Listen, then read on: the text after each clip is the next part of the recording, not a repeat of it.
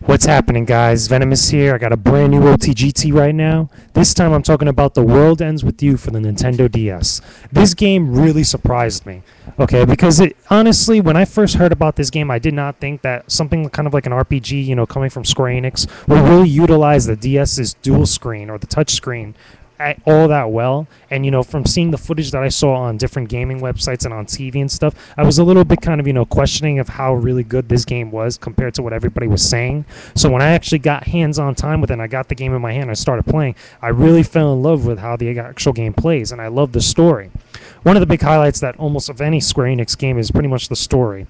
It's this really interesting concept about these kids, or these people, particularly like specific people that are pretty much dead, without giving too much away that they're dead, and they're in a kind of like alternate version of Shibuya, Japan, inside the big city, and they're running around playing this game, that's conducted by what's called the Reapers, and the whole pretty much the whole main point of the game is that in order for you to come back to life, you have to win the game, and you have to last these 7 days with all the different challenges and missions that the Reapers give to you. So it's basically about this one guy named Neku and all the characters that he comes into contact with, during the course of the game. So there's a lot of stuff that happens. I'm not going to give any more away about the story, but there's some really interesting stuff, a really good original concepts coming out of Square Enix here. So anyway, the gameplay, like I was talking about before, as hesitant as I was when I actually started trying it out, and I actually got used to actually using the touchscreen, was it involving, the particular pins and the different types of powers and the movements and abilities that your character Neku and his partners have, because the way it actually does battles, that the two screens pretty much work simultaneously, where you have one character being controlled with the D-pad on the top screen, and on the bottom screen you're using the stylus to actually control Neku and all his actions and movements and stuff. So controlling it at the same time and paying attention at the same time is kind of a little bit challenging at first, but once you get the hang of it, or you know exactly what to do in certain situations, then it actually starts to work very nicely. It starts to really, really come out into its own. And really, as you move on through the course of the game and you discover different pins, which give you your powers and stuff, the gameplay elements and the different ways you use the touchscreen, to manipulate Neku during the course of battle gets really, really unique and interesting.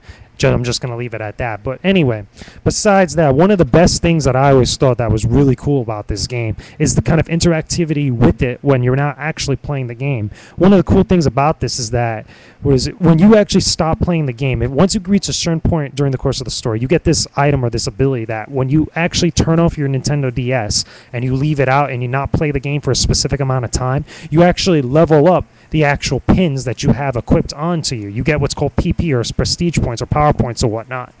And they actually help evolve and actually make your pins grow and make them more powerful. That doesn't attribute to how your character grows. Your character, Neku himself, and your partner characters grow on their own pace when you're actually fighting in battle. They get their own set amount of experience. But the pins that you find actually grow and increase in power. So when you actually turn it off and you leave it off for about, let's say, a day or two, up to a maximum of 7 days, you actually gain a specific amount of PP for the pins to level up. And that's how you level up your pins faster. There's other ways to do it besides fighting in battle and besides that, but I'm not going to give too much away because it gives away certain story elements. But it's really interesting. That also has, within the DS, once you reach a certain point in the game, where it's called Mingle Mode, where you could actually set up your own quote-unquote shop in the actual menu that you have of the game, and you could sell specific pins or specific types of pins and actually interact with other players that own a copy of the game, which is pretty cool because you could actually, get a specific certain, powerful pins that you could put on sale and actually gain money from other players when you actually buy from them. And what's also cool, in Mingle Mode, when you actually shut or close off your DS while you still have it on, where it's in sleep mode, and you walk around, whoever else has a copy of the game that's also in Wi-Fi mode, it doesn't necessarily have to be an exact copy of The World Ends With You. They could be playing any game in Wi-Fi mode, and actually you could be able to interact with them and gain experience, gain PP, gain, different items that you could buy at shops and stuff, which is really, really interesting. It's a nice little aspect that kind of takes yourself, immerses you within that world, but you're not necessarily playing the game, which is really cool. It's a lot of interaction,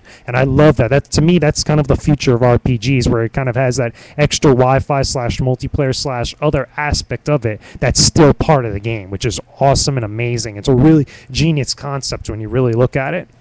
But overall, I'm still playing the game to this day. I've already beaten it, and I'm playing it again because it's such a good game. There's so many stuff you can actually do in there. It's so much fun. I really recommend this game for anybody that has a Nintendo DS because this is one of those rare Nintendo DS games that actually is, one, surprisingly good, and two, actually makes you use the touchscreen a lot more than most other DS games out there. I think this is probably the one game that I've probably used the most out of my Nintendo DS, but with the exception of maybe playing, let's say, like Cooking Mama or Trauma Center, because this game really takes the Nintendo DS's touchscreen and makes you use it on a whole nother level in all these different types of ways. So anyway, that's just my thoughts on the game. I really love this game. You guys should definitely take the time to actually play this or check it out, look it up or whatnot.